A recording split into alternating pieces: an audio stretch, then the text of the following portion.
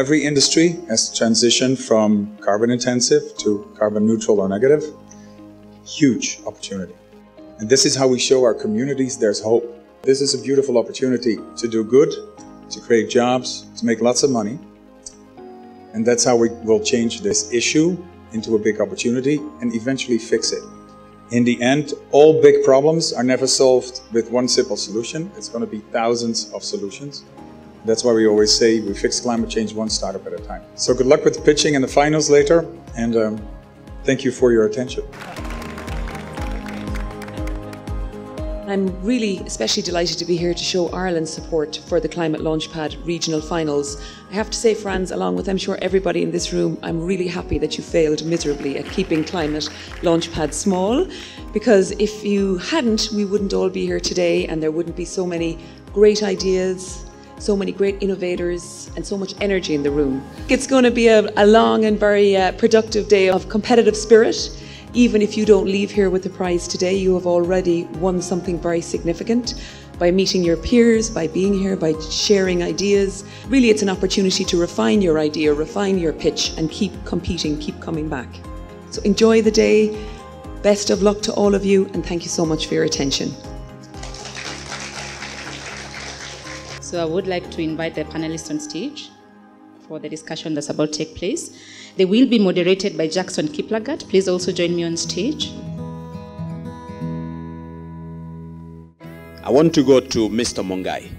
Maybe any ideas how, for example, we can get our policymakers at the local government level, at the national level, at the global level to appreciate the role of such brains that we have in this room and beyond in addressing adaptation challenges or mitigation challenges that are actually central in responding to the challenges coming as a result of climate change. Generally, policy making and even lobbying for those policies have moved one step further, but we are saying that it has to be based on evidence. One thing that we have seen, for instance, within our Climate Innovation Center is that many of our entrepreneurs will come with brilliant ideas. But the bigger thing which is missing is us as individuals. What commitments can we be able to make about the way we consume and the way we produce, and how can we be able to help? And that way, then we'll be able to win the battle about this climate change. Going to Mr. Ndiege, how do you see us progressing forward in regard to innovative funding that tries to deal with or prescribe how financing or funding of some of these initiatives actually deliver the dream of dealing with climate change challenge? Most of the innovations that are coming through in this industry and addressing climate change, it's their first time into the market, it's their first time into trying to make the entire population and policymakers, financiers understand that a solution can actually start from somewhere. Ironically, when you are trying to put together the commercial evidence and trying to show that you are actually fitting within the market systems, you need money to do that. We can actually mobilize soft and subsidized money, subsidized funds, to be able to support innovators to showcase that the innovation actually works and that it can transform lives, and that in the near future it can be commercially viable and sustain impact. It is the willingness of a commercial investor to be able to relax their lending conditions so that these businesses and innovations begin to absorb competitive capital. And that is really lacking in most of our markets in Africa and any other continent.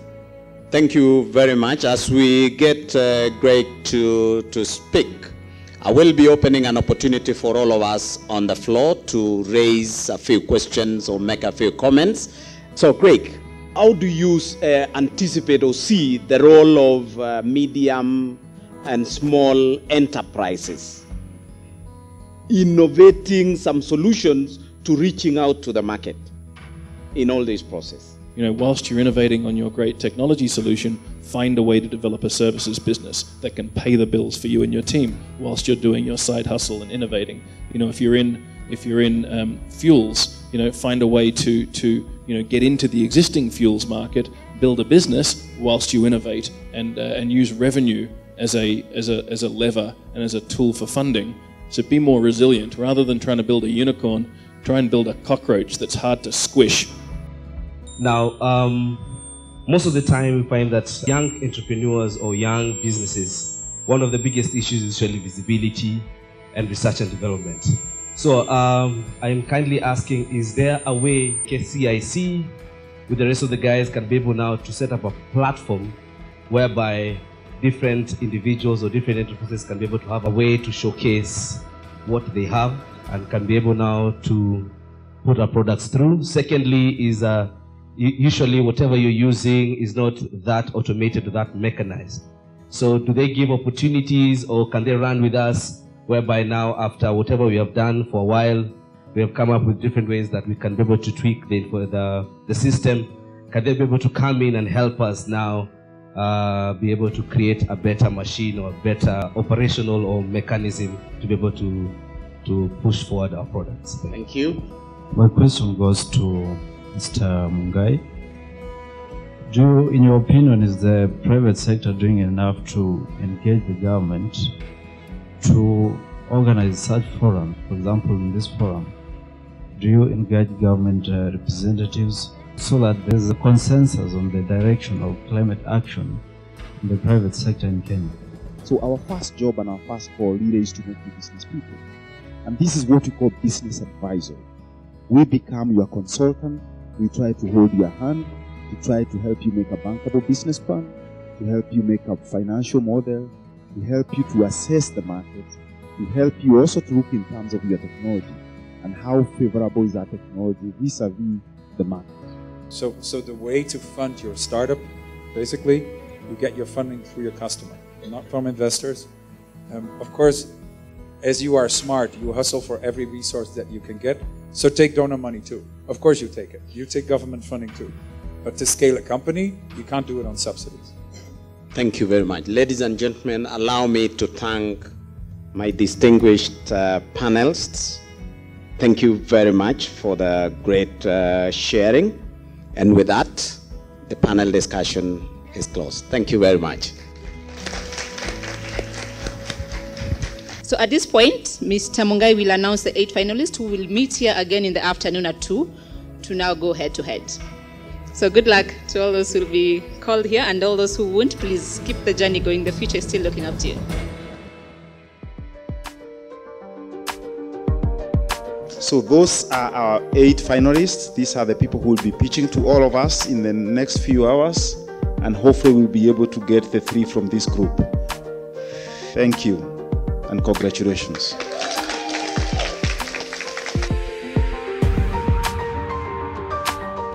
Before I start, I need to center myself. I'm a climate change cockroach. I'm Ruben Morgado, and I'm an architect and sustainable designer from Mozambique. I founded Sila because we believe in waste as resource. We use these diapers to make a fuel that can be used in our homes. When we get the waste and they are fed with insects, it produces maggots. The maggots are processed into insect meal. While the production is going on, we also get oil from the maggots. A toilet seat that uses only 1 glass to flush the toilet. So it saves water, it's resistant, and it costs only 20% of a minimum salary. We are Escon Leather Creations, and we manage waste of discarded hides and skins into a resource through the use of organic tanning processes. It is even costly to the environment, and we are using natural deposit. Limes are found in large deposit in most parts of the country. Thank you. Thank you. Time is up.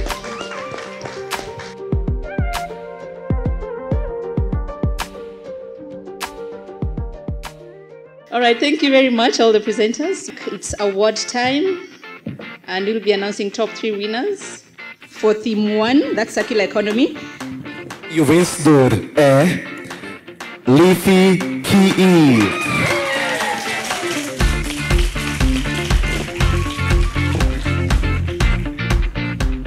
like to call on all the judges for theme 2. The theme was Sustainable Production Systems. The winner is Bamboo Composite.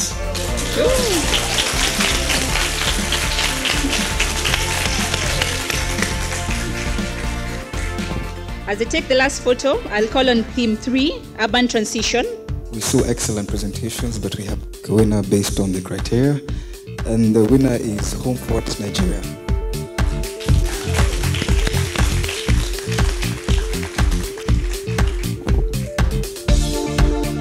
Congratulations. The last theme of the day, Zero Hunger. Okay, we had such a good group that the winner is non-existent. No, the winner of our group was Sabone Sake.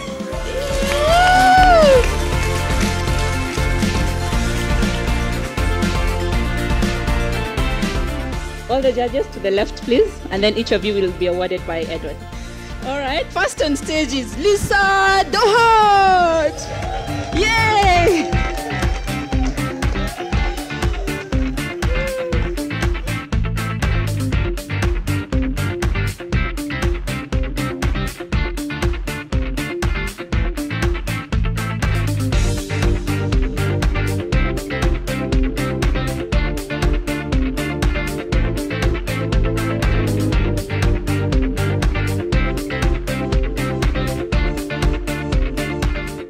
So, the moment of the day.